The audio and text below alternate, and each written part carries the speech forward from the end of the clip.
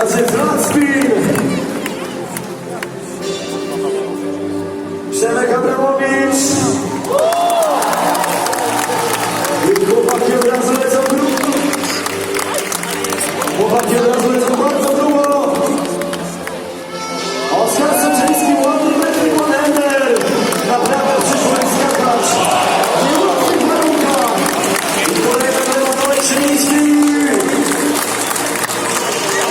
Ale cały czas wysyłać się kolegowa pod kolegę, Paweł Stach. Backflip, oczywiście salto tył, przewodnik leci głową w dół. Rotacją 360 stopni. Backflip do Kemna.